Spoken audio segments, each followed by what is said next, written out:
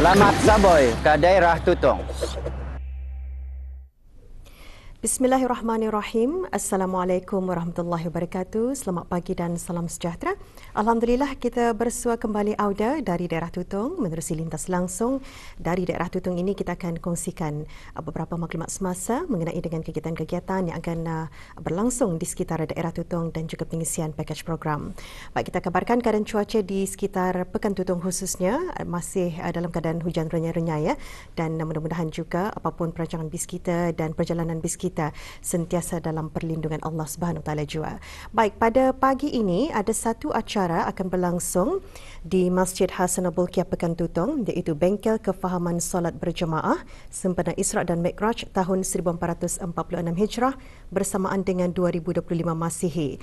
Bengkel ini akan diadakan pada pukul 8 pagi ini ya. Jadi mudah-mudahan juga bengkel ini dapat disertai oleh mereka yang telah pun mendaftar menjadi peserta dan juga menambah pengetahuan mengenai dengan kefahaman solat berjemaah yang diadakan pada pagi ini di Masjid Hasan Al-Bolkiah Pekan Tutong.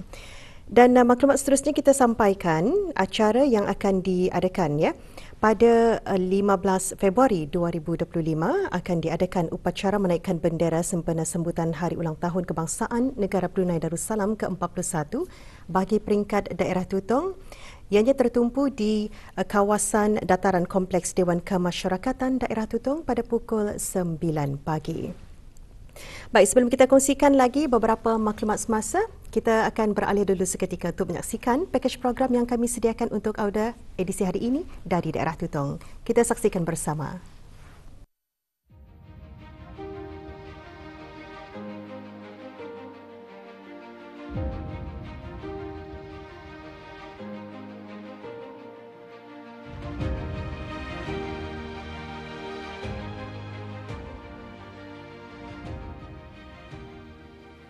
Allah Subhanahu Wa Taala berfirman yang bermaksud, dan tidaklah sama antara dua laut, yang ini tawar lagi menghilangkan dahaga serta sedap diminum, dan yang ini pula masih lagi pahit, dan daripada tiap-tiap satunya kamu dapat makan daging yang lembut, yakni ikan, dan mengeluarkan perhiasan yang kamu pakai, dan kamu juga dapat melihat padanya kapal-kapal berlayar membelah laut, supaya kamu dapat mencari rezeki daripada limpah kurnianya dan supaya kamu bersyukur.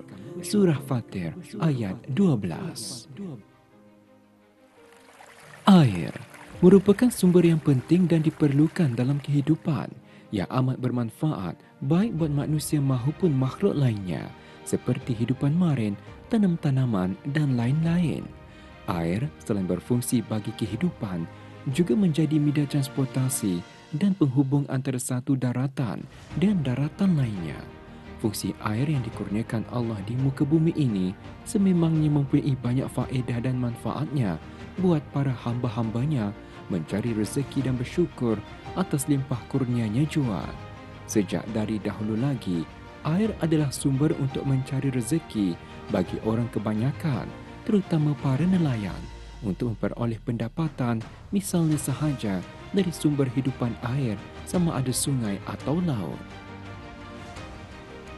Individu yang mempunyai pekerjaan sebagai nelayan pastinya banyak meluangkan masa mencari rezeki yang halal di sungai atau laut dengan cara merambat, memancing atau lain-lain kaedah untuk memperoleh tangkapan-tangkapan hidupan air. Daripada hasil tangkapan tersebut, dapatlah mereka menjualnya sama ada secara terus kepada para pengguna atau kepada pemborong yang akan menjualnya pula di pasar-pasar. Usaha yang dilakukan para nelayan ini hanyalah semata-mata untuk mendapatkan pulangan berupa wang bagi menampung perekonomian keluarga.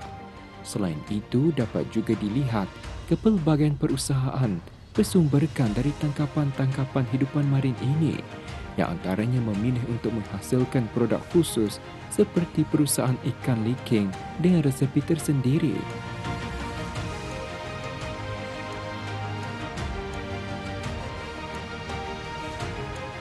Produk keropok lekor berasaskan ikan.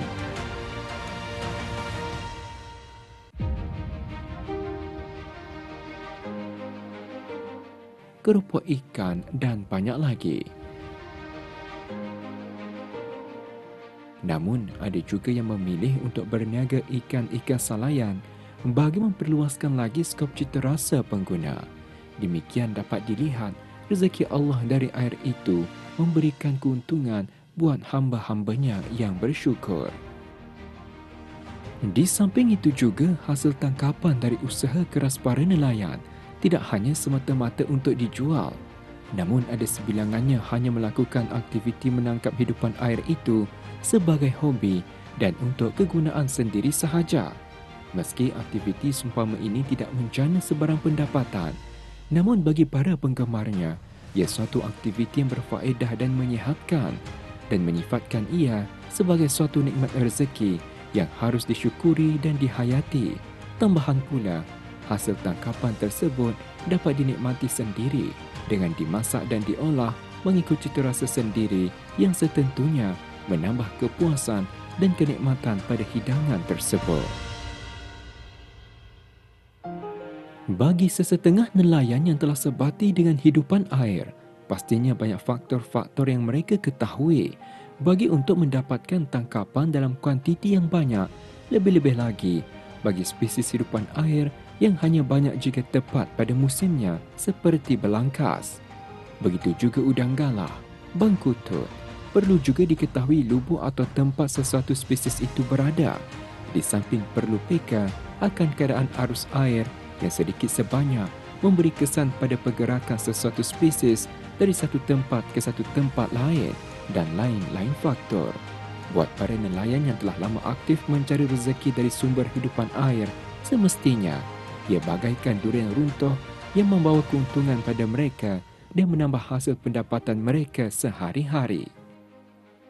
Melihat pada potensi dalam bidang perikanan atau yang berasaskan hidupan marin ini, terdapat sebilangan individu yang memanfaatkan rezeki dari sumber air itu untuk dikembangbiakkan atau diternak, dan perkara ini dilihat sebagai antara cara berkesan untuk sama ada menambah populasi spesifik hidupan air tersebut atau sebagai inisiatif pengeluaran berterusan yang lebih bersistematik yang dapat membantu serta meningkatkan penghasilan domestik maupun keluaran negara melalui industri perikanan.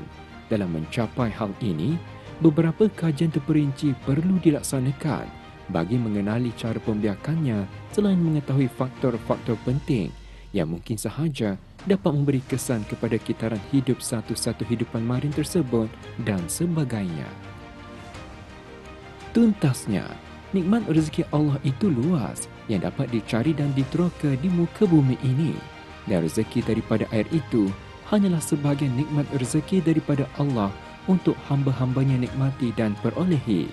Selaku umat Islam, carilah sumber rezeki itu dengan cara yang halal dan diredai Allah agar kita dapat nikmati kerahmatan dan keberkatan rezeki yang diperoleh itu dalam melalui kehidupan seharian.